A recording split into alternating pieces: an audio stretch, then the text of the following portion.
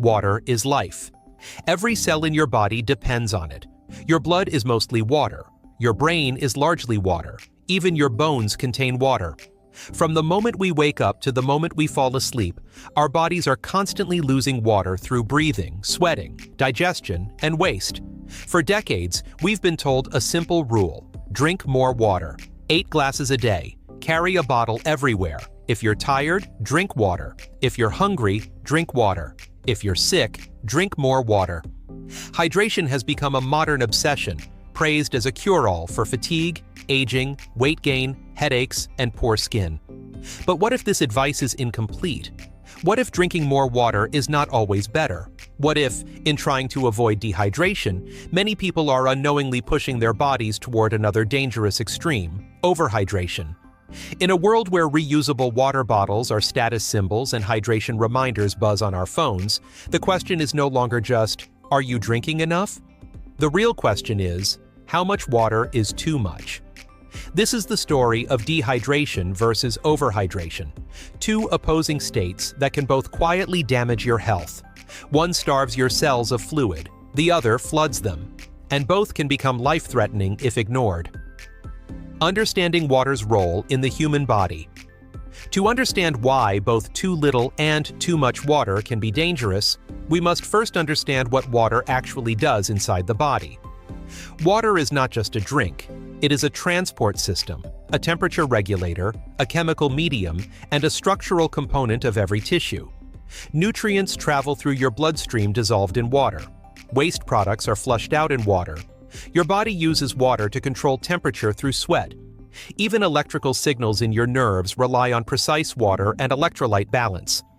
Your body maintains a delicate internal environment known as homeostasis. This balance depends not just on water, but on the right ratio of water to electrolytes, minerals like sodium, potassium, chloride, and magnesium.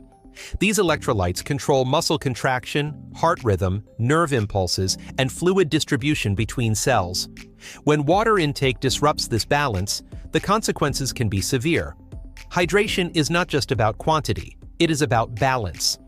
What is dehydration, really? Dehydration occurs when your body loses more water than it takes in.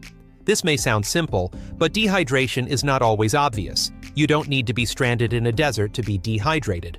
Mild dehydration can develop quietly over days or weeks, especially in people who are busy, stressed, elderly, or ill. Your body constantly loses water through urine, sweat, breathing, and bowel movements. Fever, exercise, hot weather, diarrhea, vomiting, and alcohol intake all increase water loss.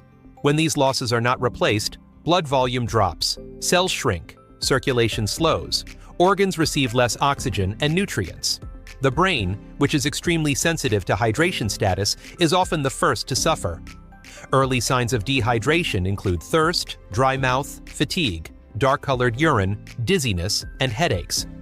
As dehydration worsens, symptoms become more serious: confusion, rapid heartbeat, low blood pressure, reduced urine output, and in extreme cases, organ failure.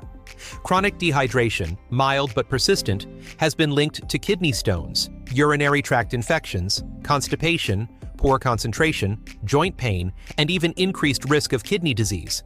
Many people live in a constant state of low-grade dehydration without realizing it, mistaking the symptoms for stress or aging. Why dehydration is more common than you think.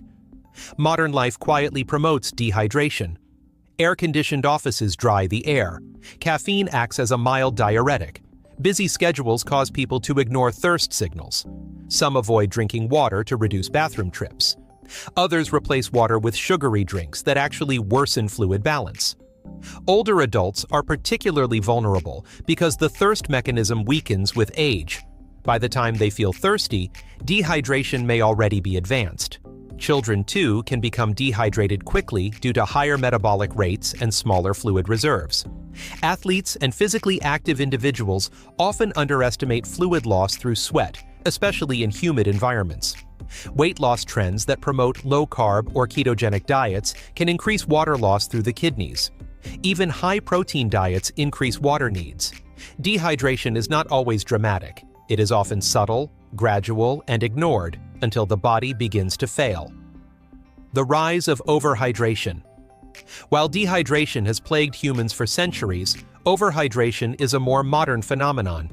It has emerged alongside wellness culture, fitness trends, and simplified health advice. The idea that more water is always better has been repeated so often that it feels unquestionable. People now carry oversized water bottles, forcing themselves to drink even when they are not thirsty. Some believe constant sipping boosts metabolism, detoxifies the body, or prevents all illness. Athletes may overconsume water before, during, and after exercise without replacing electrolytes. Office workers may drink continuously despite minimal fluid loss. Overhydration, also known as water intoxication or hyponatremia, occurs when water intake exceeds the kidney's ability to excrete it, diluting the sodium concentration in the blood. Sodium is essential for nerve and muscle function. When sodium levels drop too low, water moves into cells, causing them to swell. Brain cells are especially vulnerable. Swelling in the brain can lead to headaches, nausea, confusion, seizures, coma, and death. How overhydration happens. Under normal conditions, healthy kidneys can excrete up to 0.8 to 1 liter of water per hour. Problems arise when water intake exceeds this rate or when electrolyte balance is disrupted. Endurance athletes are particularly at risk, especially during marathons or long training sessions where water intake is high but salt loss through sweat is not replaced. There have been documented cases of runners collapsing and dying, not from dehydration, but from overhydration. Military trainees have died after being forced to drink excessive amounts of water during drills. Even non-athletes have suffered water intoxication from extreme hydration challenges or misguided health advice. Symptoms of overhydration often resemble dehydration, which makes it dangerous. Headache, nausea, confusion, fatigue, and dizziness can occur in both states. This similarity can lead people to drink more water when they actually need electrolytes or rest. Electrolytes, the missing piece. One of the biggest mistakes in modern hydration advice is ignoring electrolytes. Water alone does not hydrate effectively if electrolyte balance is disrupted. Sodium, potassium, and chloride regulate how water moves in and out of cells. When you sweat, you lose both water and electrolytes. Replacing only water dilutes what remains. This is why severe overhydration is often accompanied by low sodium levels. The problem is not just too much water, it is too much water relative to sodium.